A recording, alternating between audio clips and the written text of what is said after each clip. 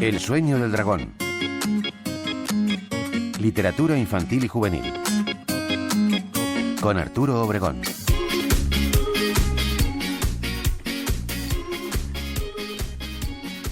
Si se hubieran interesado por saber cómo se sentía, quizá Laura no hubiera escalado el semáforo de la calle Garibaldi, pero nadie se lo había preguntado. Tan solo le habían anunciado que su madre había muerto en un accidente de coche. Le habían pedido que hiciera sus maletas, que abandonase su pueblo en la Toscana y que se fuera a la ciudad a vivir con su tía Daniela. A la ciudad donde, como decía su madre, los tomates eran de plástico. Bueno, pues con este fragmento que nos ha leído Olga Toribio arranca Un cocodrilo para Laura, un relato en el que el dolor de una pérdida se transforma luego en una divertida novela de humor, intriga y surrealismo. Sus protagonistas, una niña, un chaval objeto de burlas en el colegio y un cocodrilo invisible que se zampa a toda la gente desagradable que se encuentra. Arturo Obregón, ¿qué tal? Cuéntanos, bienvenido. Hola, ¿qué tal, Susana? Un cocodrilo para Laura está escrito por una periodista y profesora de lengua y literatura. Tiene en su haber prestigiosos galardones como el Premio Lazarillo o el Ciudad de Orihuela de Poesía para Niños y vuelca buena parte de sus esfuerzos en inculcar a los pequeños el gusto por la lectura. Ella no es otra que Beatriz Osés. Hola, Beatriz, ¿cómo estás? Hola, buenas. Muy bien. Bueno, Beatriz, bienvenida a Un Idioma Sin Fronteras. Gracias por estar con nosotros un ratito. Tratándose de temas tan duros, como decíamos, como la muerte, como la pérdida, lo cierto es que no es nada habitual encontrarse con una visión tan positiva como la que presentas en Un cocodrilo para Laura. ¿Cómo se consigue algo tan difícil?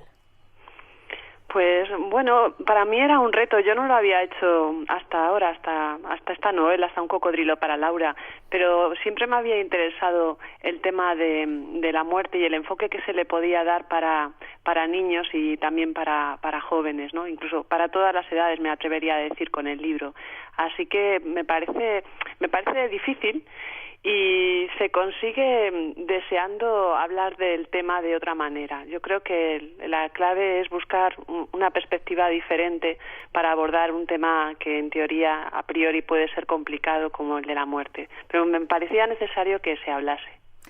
Sin duda casi todos nos gustaría tener un cocodrilo como el del libro, Beatriz, que devorase a la gente menos simpática. Pero ¿por qué elegiste un cocodrilo y no otro animal? Porque el cocodrilo, se lo explico cuando me lo preguntan a los niños y a gente mayor, ¿no? El cocodrilo es un animal con una tripa muy grande donde me podían caber muchos personajes.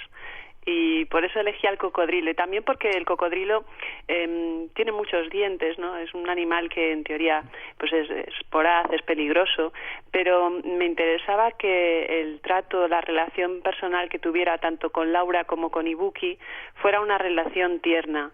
Por eso busqué un animal que a priori, en principio, es un animal muy peligroso, que puede ser dañino, ¿no? Y para que hubiera un contraste en ese tipo de relación que tiene con los dos niños protagonistas. Hablabas de Ibuki, que sin duda es un personaje muy importante en el libro, ese chico del que se burlan en el colegio y que encuentra en Laura una amiga, una verdadera amiga. ¿Qué se aportan el uno al otro y cómo evoluciona la relación entre ambos? Lo que creo que se aportan entre ambos, y además la razón por la que los dos son capaces de ver a un cocodrilo que no distingue el resto de la gente, es que ambos están pasando por una situación personal difícil, ¿no? Laura por la muerte de su madre y Buki por el acoso escolar que está sufriendo, ¿no? Y creo que por eso se entienden muy bien y tienen empatía. Además, en un momento dado del libro, cuando se empiezan a conocer en el colegio, digo que Ibuki es una persona que sabe escuchar. Y es un poco lo que Laura necesita en ese momento, alguien con quien poder hablar, ¿no? Porque el fragmento que habéis leído del semáforo es un fragmento muy duro, es el momento en el que ella recibe la noticia, es prácticamente el principio del duelo, ¿no? Y es un momento en el que no hay una negación de la muerte, por eso prefiere estar en las nubes, ¿no? Que es lo que representa ese semáforo como símbolo también de la ciudad, y no bajar a la tierra y no asumir lo que ha ocurrido en la realidad.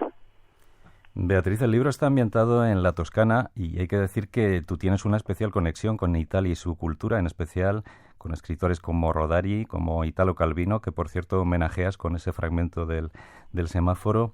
¿Cómo han influido en ti estos autores en tu forma de escribir?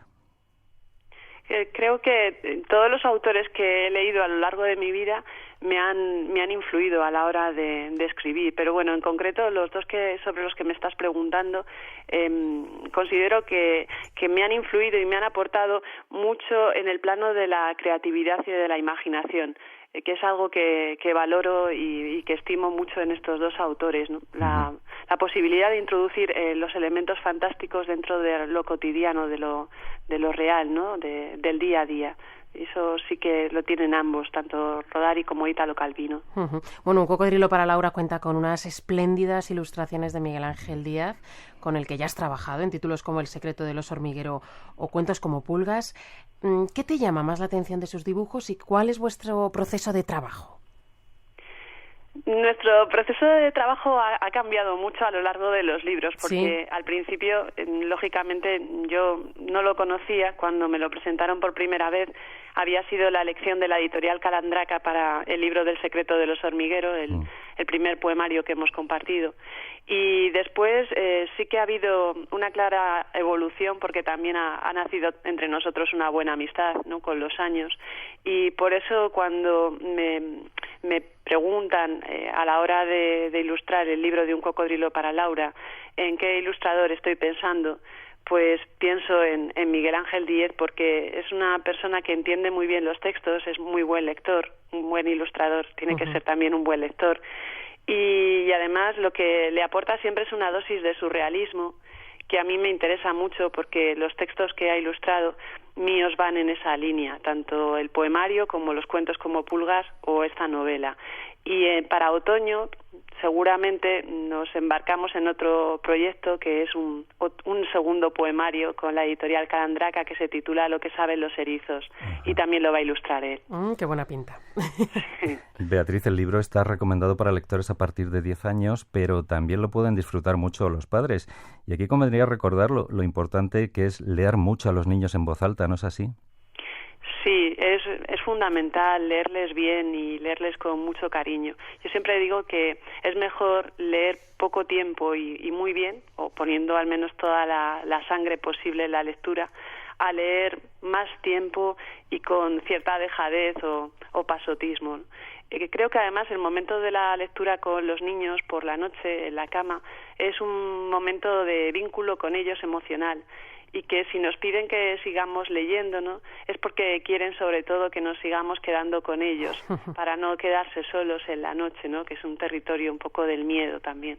Y ese momento pues hay que fomentarlo y hay que incentivarlo, porque dependiendo mucho de cómo leamos a los niños, tanto los maestros, los profesores como los padres, pues eso influye a la hora de que a un crío le guste escuchar las palabras, ¿no? Pues estamos hechos de palabras y a diario las utilizamos, pero en función de las voces y de cómo nos las digan, las palabras nos gustan más o menos. Qué hermoso, Beatriz, y cuánta razón tienes. Hablando de educar en la lectura, cuando hay tanta cantidad y tanta variedad de títulos, quizá el mayor problema es elegir cuáles son los libros más adecuados, ¿no?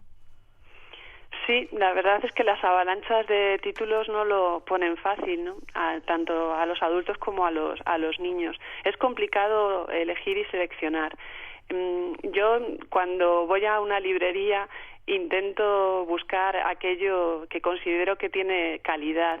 No siempre se encuentran títulos de calidad, porque muchas veces otro tipo de libros copan las estanterías y te confunden, no porque no estén esos títulos que a lo mejor consideres interesantes, sino porque no eres capaz de verlos en ese mar de libros. Creo que los buenos libros para niños son buenos libros para cualquier edad, porque tienen varios niveles de lectura. Por ejemplo, hay un libro que a mí me gusta mucho, que es El Principito. El Principito es un libro que se puede leer con cualquier edad. Lo único que varía es la interpretación que realiza el lector sobre el texto, porque tiene grados diferentes de profundización y además es muy filosófico, al menos yo lo veo así.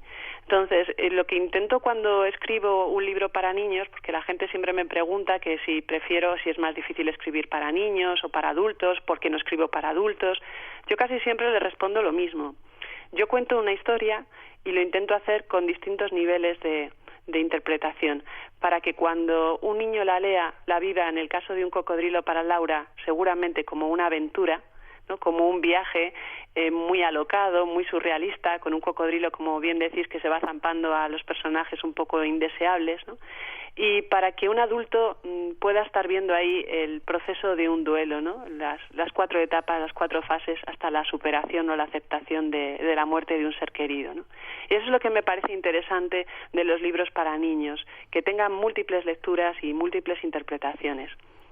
Así más o menos es como yo intento hacer la criba. Claro. Además de ese poemario que nos has comentado, para otoño también tienes previsto el lanzamiento de Los Crímenes del Rey Blanco, la primera entrega de una serie de misterio juvenil protagonizada por un personaje llamado Eric Vogler. Un proyecto que creo que te ilusiona especialmente. ¿Quién es Eric Vogler y qué nos vamos a encontrar en esta primera aventura? En principio, en otoño, creo que la editorial tiene previsto sacar los 2 primeros títulos de la colección, que serían Los Crímenes del Rey Blanco, como bien has dicho, y Muerte en el balneario.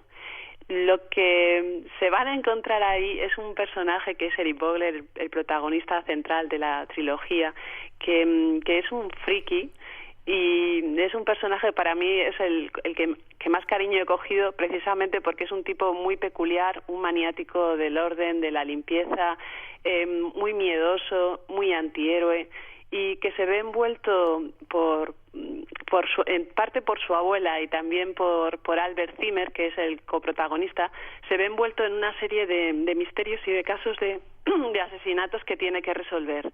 Eso es lo que me parece interesante, porque hay una combinación de novela policíaca, de lo paranormal, porque también aparecen fantasmas, y del humor. Pues el humor me parece fundamental en la literatura. Y creo que a veces se abandona un poco, ¿no? Entonces, Eric para mí es mi personaje más redondo, porque he tenido el tiempo de desarrollarlo a lo largo de 3 novelas, y Albert Zimmer tampoco le va a la zaga. Me divierte mucho la relación que surge entre ellos dos. Bueno, pues estaremos muy pendientes de Eric Vogler. Mientras, nos vamos a quedar con la diversión, con la emoción y también con la ternura que transmite Un cocodrilo para Laura, recordemos, editado por EDB. Beatriz Osés, ha sido un placer conocerte y muchísimas gracias por estar aquí con nosotros. Gracias a vosotros y un saludo a los oyentes. Bueno, y todavía tenemos tiempo para escaparnos a México.